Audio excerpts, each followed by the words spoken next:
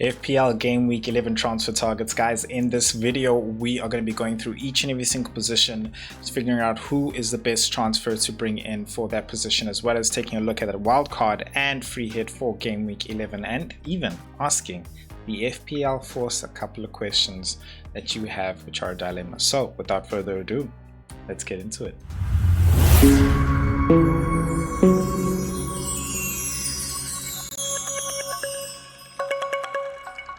All right, guys. We are not going to start off with the top forward transfers yet. What we're going to start off with is the actual free hit, getting straight into it. Remember that everything that I show you is from the FPL Force app, which is going to be launching. And if you want to know when it is, then you better scan the QR code below to get 50% off, as well as discover what your FPL persona actually is. So let's get into it. Game week 11 free hit, guys. In goals, I have Sanchez, who's got a great fixture against Wolves. Even another great one after that, I believe, is Burnley. So great keeper to have in, considering he's got double fixtures. But just for the free hits, I'll take the punt on him. In the defense, we have the holy trinity of the Arsenal three: Timber, Gabriel, and Calafiori, guys. I think against Sunderland, it should be another short and clean sheet. These guys are in for a record run. Paqueta, Enzo in the midfield, along with Mbeumo and Semenyo on both wings is there.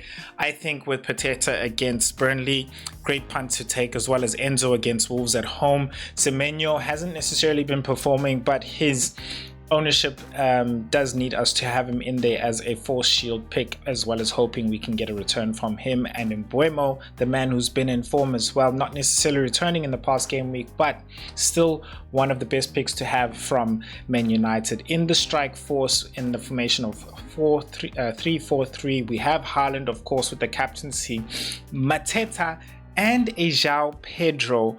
Quite frankly, there I just think you could either have him or a Delap, in all honesty, because it's a great fixture. A lot of people have taken him out, but I just think with the fact that he's got these two great fixtures and we knowing that he's certain for minutes, I think you'd rather have him there just in terms of security. But take a look at how Chelsea lines up in the Champions League midweek, which is going to be tonight as from the time of recording. And then, yeah, make your guess from there. But that is the free hit for Game Week 11. Now, let us get into the wildcard team for Game Week 11. So, Game Week 11 wildcard team. In goals, I do have Sanchez. I was thinking about this, but like I said, great two fixtures, and Chelsea's form as well when it comes to having 11 players on the actual pitch is actually really good in defense. They do have Fofana that did come back as well. Reece James has been playing really well. Chalobah as well as just been performing. So in all honesty, Sanchez is actually looking like a really good pick, with Pope really not performing. That really allows us to have Munoz, Timber, Gabriel, and Calafiori in the back. If you're wondering how come I did not pick Raya in the actual goalkeeping pair there with Dubravka and Sanchez, it's so that I could actually have that trinity of Arsenal's defense, who are the top scoring points players in that Arsenal team there. Munoz, of course, there, also doing very well in attack.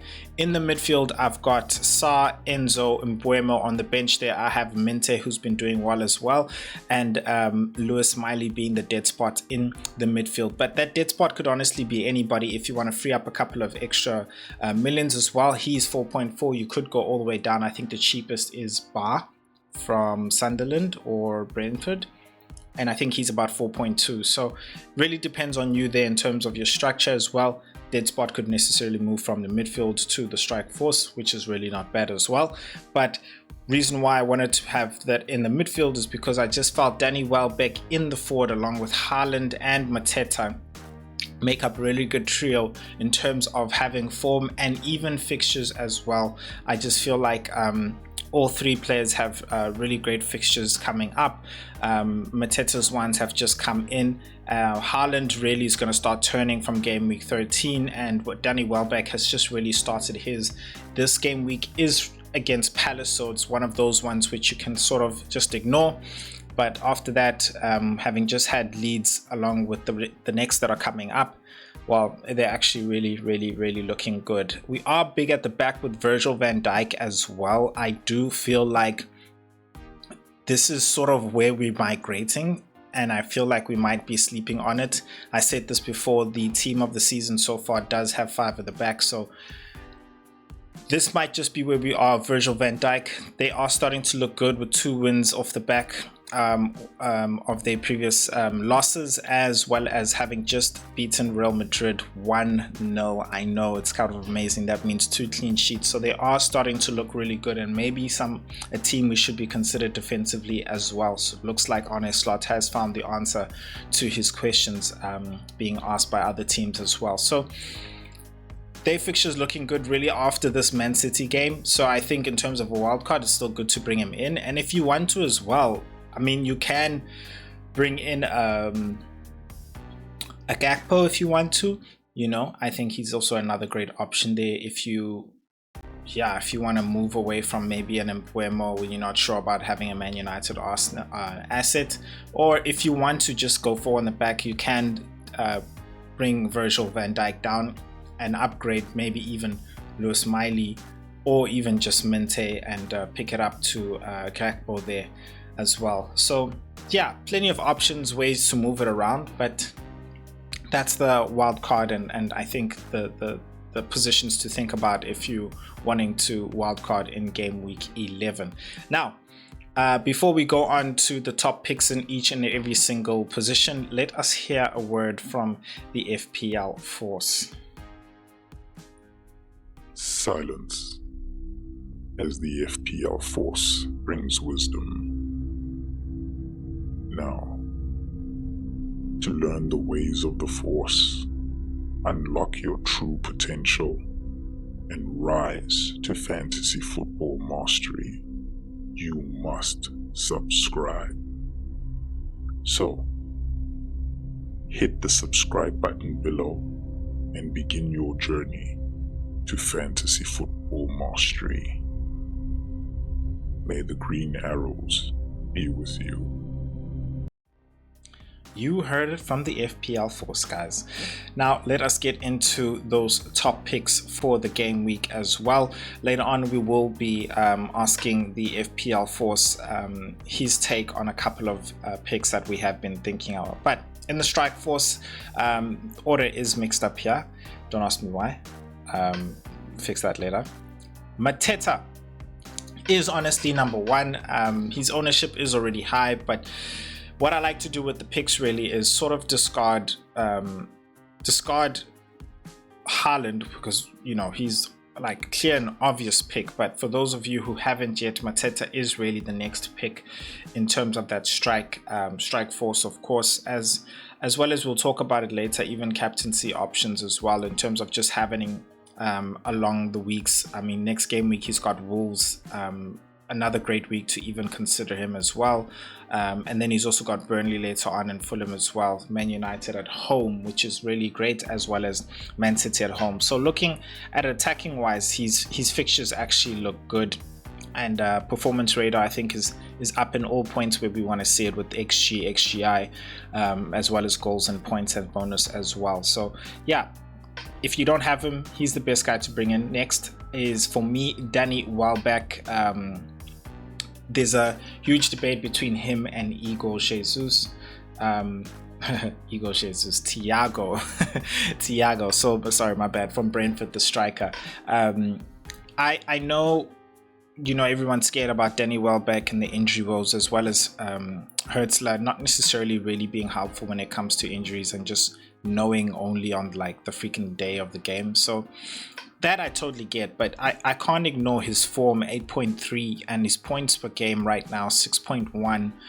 If he's fit, he's playing, and if he's playing, he's on penalties, guys. He's on set pieces in terms of free kicks. So I feel like it's a no-brainer. For bonus as well, he's really good. So yeah, I think, you know, he's definitely somebody, you know, you bring in and is actually that third pick. Now, if you want to go for a punt, right, this third option here is really so a punt for the game weeks. I say for game week 11 and game week 12. Liam Delap coming back from suspension. I do believe you will find that João Pedro will now play in the number 10 role, bringing Enzo Fernandez to play right next to Caicedo in the midfield. And so that being said, I think Liam Delap with a very low ownership, I think is honestly a really nice pick to have. Doesn't necessarily have, of course, doesn't have the enough stats for us to really, you know, go off of. But I think even if you just bring him for these 2 games and you want to keep him for a while, I think he's really good to go. You know, of course, as long as he doesn't get injured. But while he's available, guys, he's available. 6.2, much cheaper than Danny Welbeck as well if you're really afraid. But if you want to go safe, cool. I don't blame you. Go João Pedro. I am thinking about both of them, in my honest opinion, if I'm not going to go for Danny Welbeck, considering the news on Gyökeres right now. Is that they still need to do a couple of scans and all, but it's not looking good in terms of him appearing for game week 11. We might just have him come back in game week 12. So if you're gonna move, I think move now in terms of if his price drops, then I would say actually move this game week rather than waiting a bit later. So that's what might force a lot of us to actually move away from him. That is that for the top forwards. So for the top midfielders, in number 1 we actually have Moises Caicedo. Moises Caicedo doing well in DEFCON, as you can see. Great for bonus as well, and points he's been getting them. But the thing is, his underlying numbers are not there. You look at his XG, XA, and XGI as well. As much as he's performing, it's not necessarily saying that that's how he should be doing. In fact, he is well overperforming from what he should be. So it's something to note. At the same time, you look at his form for me, which tells me like, hey, look, how's this guy doing? And his points per game as well, 6.11. That's really good. Really good points if you ask me. The form though is also just telling me he's not necessarily a pick for the long run. I think if you've been on him, great, all good. His fixtures are good. So if you do want to move to him, absolutely do that. That's great. But I have him here also as first spot because this could be a Enzo or Caicedo debate type of a question, which I think we're going to leave that to the FPL Force later on in this video, just to show you guys another feature that we have in the app as well. So number 2, I have Minte, who has been performing really well, especially even for me as well. Great differential. Ownership, I think, is still just below 5%. For me, I saw last time I saw is 4%. Got 5 points for me in the not the previous game week, the game week before. Now he also got 9 points. Fixtures are also looking good. If you're looking past Crystal Palace, he's going to play Brentford at home, Nottingham Forest away, Aston Villa's at home as well, and then you also got another West Ham game at home at game week 15. He's not going to be going to AFCON, so you still would have him from the long term as well if you are thinking about that. AFCON we should be considering more so around game week 15. You should start seeing the players disappearing from their teams. In game week 16 is when we get our 5 free transfers. But nonetheless, that being said, he's more so an assist merchant in all honesty. I think in terms of XG, his performing level, he is overperforming in assists, but I think he can get you goals here and there as well. Not necessarily great for bonus, but I think with the fixtures coming up, we could see a turn in there. So number 3, I do have Sa, and I think, you know what, it really depends on you. Either way, for me, top 3 just means these guys are must-haves. He has great fixtures. Brighton, of course, at the moment at home, which is still a good fixture. Wolves away, even better. Man United at home, and then Burnley and Fulham as well. So in all honesty, really looking good. If you look at his numbers as well, good in goals, not necessarily assist, just a little bit overperforming in his assists as well. Overall XG I think is looking good. So with these fixtures, he's for me a definite bring in if you don't have him, still low owned. So yeah, I think Sa is definitely somebody that you should be bringing in and considering as well. in the midfield, in the defense, just to go quickly through this. Number one, of course, we have Gabriel, and like you must be saying, Kat, you know, we all have Gabriel. Actually, not really. I don't have Gabriel, but he's definitely a player to bring in. Not even going to really open up his player stats, but I just have him here to show you that, look, it's obvious at the same time. Don't expect him to be in this every single game week, but I haven't put him in for obvious reasons. But now I'm just got him here for you guys to like, look, it is obvious. Straight after him, Reece James, I think ahead of Chalaba if you're looking at a Chelsea spot in the defense, of course, because they got those 2 great game weeks. So it's a no-brainer. I like him because he's also on set pieces, and you could find him in the midfield as well. I think, let me see what his defcons per 90 are. 6.2. All right, you know, I mean, not something you can necessarily look to him for, but of course, in terms of expected goal difference, look at that. Insane. Going off the chart. So yeah, sorry, actually that's bad, my bad. It should be more so towards the center, but again, that's also been because of the red cards that they've been having and stuff like that. So I think now, if they can keep themselves stable, control the games as well, I think they can really walk away with 2 clean sheets in these games as well. So yeah, that's not something to be alarming for you as well. So Gehi here, and this really is more so a Palace spot. I say this because Munoz has really been the guy who's been on our radar, but in all actual fact, Gehi is the highest point scoring defender in Palace, and I think even the highest scoring player in the Palace team. That alone should tell you he should be, you know, in our thoughts. Let me just check his ownership. Yeah, 34% selected. So I think him as well really has been going under the radar. I know, especially for me, but I think if you are thinking in terms of safety, who do you go, Munoz or Gehi? I think Gehi as well, you know, he's had his attacking attributes as well in some game weeks, so you know you can get an attacking return. Defcon at 8.5, so nearly he could definitely get it in, you know, almost every second game if you're looking at it like that. Definitely a great option if you want to go for a cheaper 5 million option rather than going all the way to your Munoz there. So yeah, captaincy, just quick, of course. Okay, no, we'll get onto keepers. Firstly, Raya, definitely. I still think he's number 1, especially with his team's form as well. He's the best keeper to be having right now, even in this game week, right on top of Sanchez, of course, for obvious reasons, with the 2 great game weeks. And then we also do have Henderson there as well. As you saw, he also has some good fixtures coming up. Does have Brighton right now, which is why I prefer Sanchez for this game week. But yeah, that's my opinion there, basically, when it comes to those guys. Now let's talk about captaincy as well, real quick.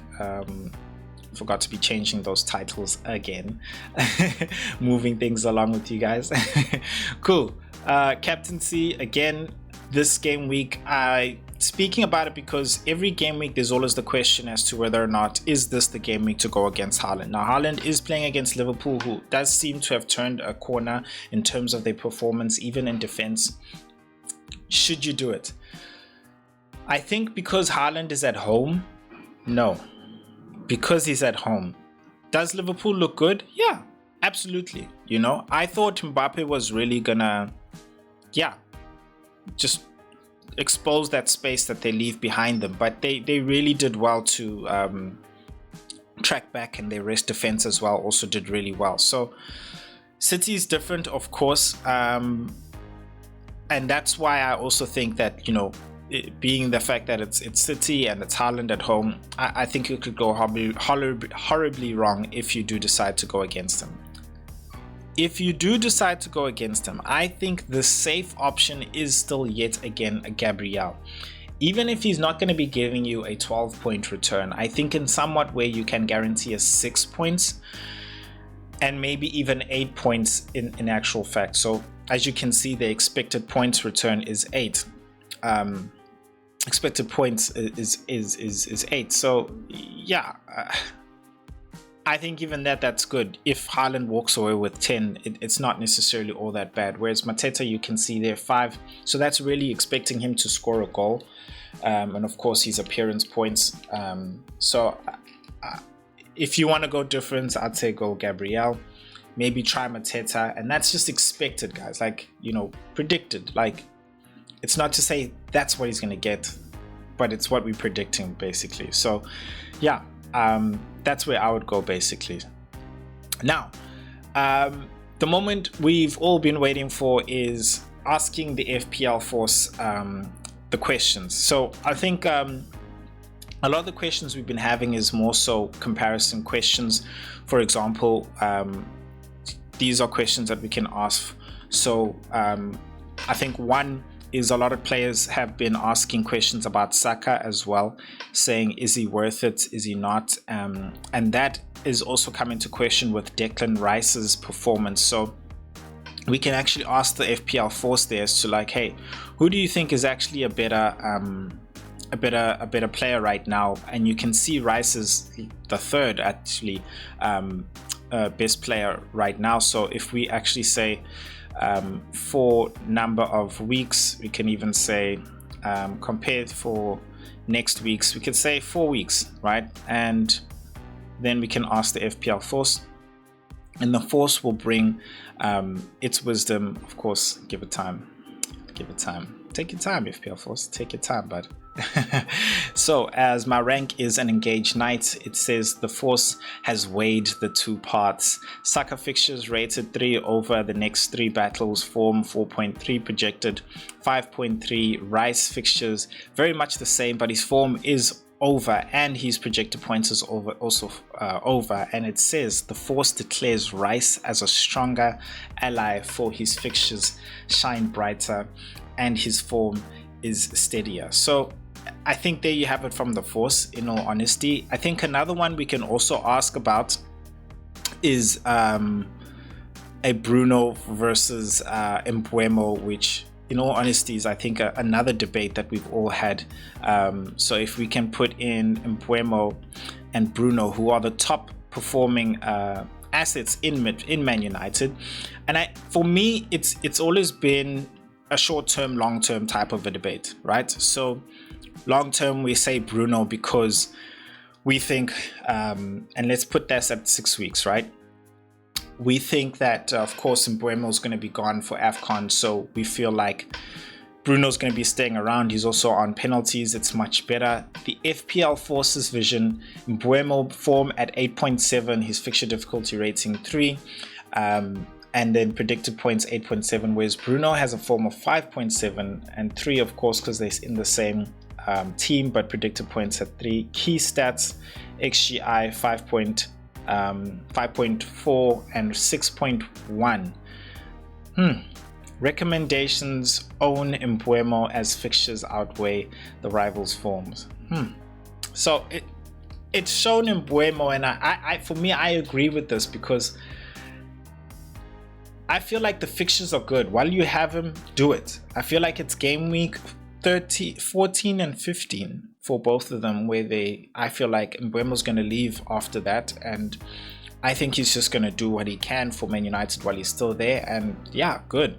But while you still have him in open play, and that's the thing, in open play he's a lot more threatening than Bruno. I think I have him, guys. You know, it's easy to really make the switch, I think, considering how many transfers we can keep up, and that's why you need to have transfer planning. So one of the tools we have here in the command center, of course, is team tool planning, where you can look ahead in the weeks as well.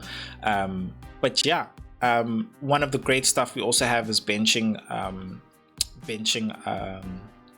a benching question as well. Which players should I bench in my game week 11, or pick the best 11? So if we select that as well, and we select it, the FPL Force will give you which is your best starting 11, as well as of course, who it thinks that you should be benching. So you can see there, my bench, it recommends Gyökeres, of course, because his predicted points are low. Lewis Miley, Virgil van Dijk playing against City, and then of course Pope there ahead of Dubravka, who's going to be playing West Ham. So I totally understand that. I would also definitely, I've been thinking about whether or not it's Pope or whether it's Dubravka. Nonetheless, guys, this is one of the tools that I've been working on for you guys, because a lot of the times we do have a lot of questions in the comments below, and it's more so common questions. So just to highlight, just to show you, these are all the type of questions that you should will be able to these are all the type of questions that you will be able to ask. It's captaincy picks, of course, transfer questions like this, where you can actually put in players or positions where you want to. Rotation strategy, you can ask who's the best rotation for this budget, so on. So chip usage, if you want to, as well as to when you should use your chips. Yeah, so if you again want to know when the FPL Force will be launching its app, scan the QR code below and you can get 50% off when the app actually launches, as well as discover what your FPL persona is. As you saw, mine is an engaged knight in the way I think and strategize for FPL, and you can get yours as to whether or not you're at FPL Party 1 or are you an actual FPL master, which is like the highest rank out there. So yeah, please excuse the things at the top there. I should have been changing them as I go along, but I was just so focused on delivering content for you guys. But yeah, let me know, is there a player I didn't discuss, somebody I didn't compare? What questions do you have for the FPL Force, which we can go through as well? Really excited about the features, and I swear to you guys, the app is almost here. It is almost here. It's been kicking my ass. I've been trying to make sure that it gives like really great answers and really helps you guys with your dilemmas, and that's the whole point of it. So yeah, again, please hit that subscribe button, leave me a comment in the comment section below, and I will see you guys in my team selection video. Yeah, peace.